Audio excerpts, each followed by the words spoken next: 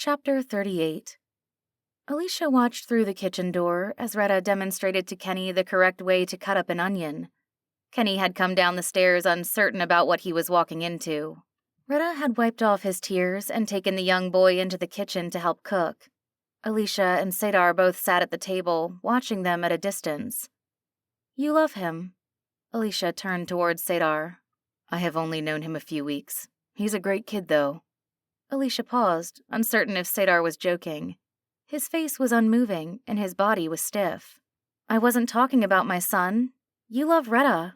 How long have you two been together?" "It isn't that simple." "It never is." Alicia slumped in her seat, turning back to watch the duo cut up vegetables. "How dare you speak about how I feel?" The verbal attack was sudden and so full of venom that Alicia froze at Sadar's words. "How could you possibly know anything about emotions? You're practically a robot. You talk so easily about love, but you are incapable of it yourself. You talk about saving my world when you were incapable of navigating your own." The words hit Alicia hard. She shrank back and tried to keep the tears from falling on her face. She knew he was angry and confused, but he also wasn't wrong. Even now she knew the emotion that coursed through her did not show on her face.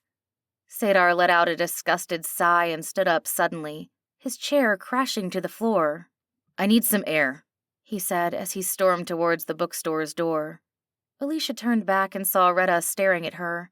He finished putting the rest of the cut vegetables in a pot on a wood-burning stove. Then he picked up a tray of muffins and brought them to the table, Kenny trailing behind him. "Kenny," Retta said. "On the shelves by the entrance I have a few games that I've collected. Why don't you go and pick out something for us to play?" Kenny stood unmoving, eyeing the plate of muffins. Retta picked one up and handed it to him. "You can take this one with you." "Thank you," he said as he grabbed the muffin and nearly ran through the shelves of books to find the one with the games. "Thank you for working with him this morning," Alicia said. "We should get packed and ready to move to a safe house. We want to be ready in case he brings the guards back." Retta's words were so sudden they threw Alicia off. "Who is bringing the guards back?" Alicia asked, confused. "Sadar. I saw him leave here. He was angry. We should be ready to move." Retta's voice was matter-of-fact. Alicia had problems connecting it to the man that had cried in Sadar's arms less than an hour ago. "He's not going to bring anyone back here," Alicia said. "I wouldn't be so confident. Sadar is very loyal to his ideals." "That is why I'm confident. He has already wrestled with his loyalty to the king and decided to support my son. He vowed to protect him, and bringing the guards here would break that vow. So we're safe, at least from him. Him storming out of here was all about whatever is between the two of you." "He arrested me once. We had already known each other for over a year when I had traveled to the capital to protest the rights of the magicless. Protesting of any kind was illegal, even then." Retta took a muffin off the tray and split it in half. He looked at it, but didn't make a move to eat it. "When I was released, I tracked him down. He was sitting at a bar alone. He had a drink waiting for me like it was all planned. I was so angry at him. I wanted to scream and yell, and he was sitting there waiting for me to do just that.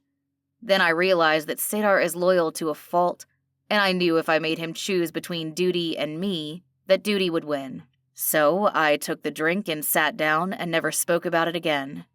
"It is not exactly the romantic relationship that most boys dream of." "Perhaps not, but I am not most swooning bachelors. I want someone who can hold their own against me, and there is a certain romantic appeal to knowing that someone finds you so irresistible that they skirt their lines of morality." They stopped talking as they heard Kenny making his way back to them. He was carrying an armful of boxes that were precariously balanced in his arms. "Do you want some help, Kenny Bean?" Alicia asked. "I've got them." His voice was muffled by the pile that climbed up to his eyes. She watched as he made his way to the table. When he was close, she reached out and took the pile from his arms. There were boxes of board games, the same ones they had played back home. There were also some unlabeled wooden boxes that seemed to be games she was unfamiliar with.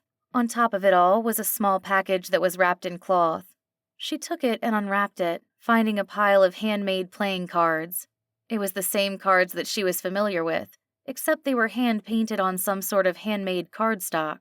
On each of the face cards there were intricate pictures of people in crowns. They all bore a striking resemblance to her son. "It's time to make a plan," Alicia said. "We have to get Kenny on the throne."